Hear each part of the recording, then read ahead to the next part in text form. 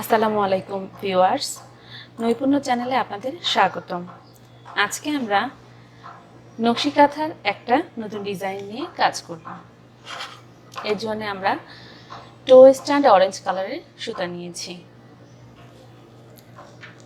চলুন নকশি কাঁথার কাজ শুরু করা যাক। প্রথমে আমরা 3টা লাইন টেনে নিয়েছি এবং 3টা লাইনে রানিং স্টিচ দিতে হবে। রানিং স্টিচ দেওয়ার সময় লক্ষ্য রাখবেন যেন সেলাইগুলো সব এক সমান হয়, সেক্ষেত্রে সেলাইটা অনেক বেশি সুন্দর হবে।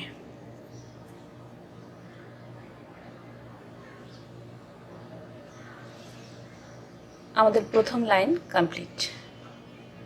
এখন আমরা দ্বিতীয় লাইনে যাচ্ছি। দ্বিতীয় লাইনে লক্ষ্য করুন, প্রথম লাইনে যে 2টা সেলাই আছে, ফোট আছে, তার মাঝখানে যে ফাঁকা অংশ আছে, সেই ফাঁকা অংশের মাঝ দিয়ে সেলাই উঠাতে হবে।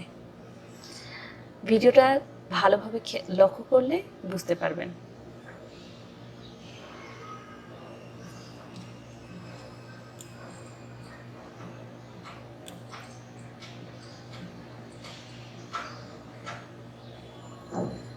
ঠিক একইভাবে আমরা আবার তৃতীয় লাইনটাও করে নেব। 2টা ফোরের মাঝখানে ফাঁকা অংশে দিয়ে আমরা আবার নতুন করে শুরু করছি 3 নম্বর লাইনটি। ভিউয়ার্স, আমার চ্যানেলটি সাবস্ক্রাইব করে না থাকলে আপনারা সাবস্ক্রাইব করে নিন এবং সেই সাথে পাশে বেল আইকনে চাপ দিবেন, যেন আমি নতুন কোনো ভিডিও দিলে আপনারা সাথে সাথে নোটিফিকেশন পেয়ে যান। এখন আমরা বুনন শুরু করছি। নিচ থেকে 3 লাইনের সুতার মাঝে সুতা টানতে হবে। সেলাইয়ের মাঝে সুতা টানছি এবং এক ঘর বাদ দিয়ে আবার উপরের দিকে 3 লাইন সুতা টানছি। পাশে এক ঘরে বাদ দিয়ে আবার উপরের 2 লাইনে সুতা টানছি। মাঝখান দিয়ে পাশেরটাতে আবার 2 লাইনে সুতা টানছি। এভাবে দেখুন একটা ফুল তৈরি হয়ে গেল। ভিডিওতে যেভাবে দেখানো হচ্ছে সেভাবে যদি করেন তাহলে খুব সহজেই আপনি সেলাই করতে পারবেন।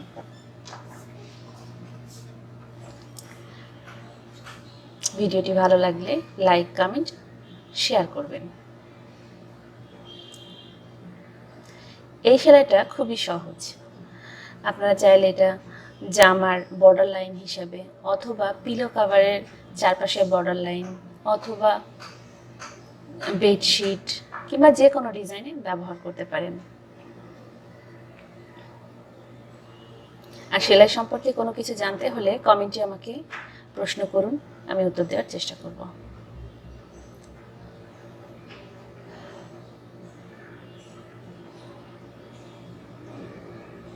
আপনারা নিজেরা কাজ করবেন, সেই সাথে ছবিগুলো আমার ডেসক্রিপশন লিঙ্কে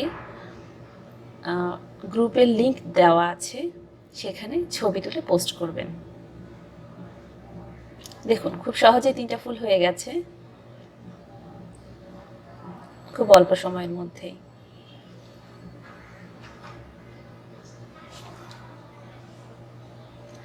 ধন্যবাদ ভিউয়ার্স, ভিডিওটা দেখার জন্যে। আপনারা সবাই ভালো থাকবেন আমার নতুন ভিডিও দেওয়া পর্যন্ত।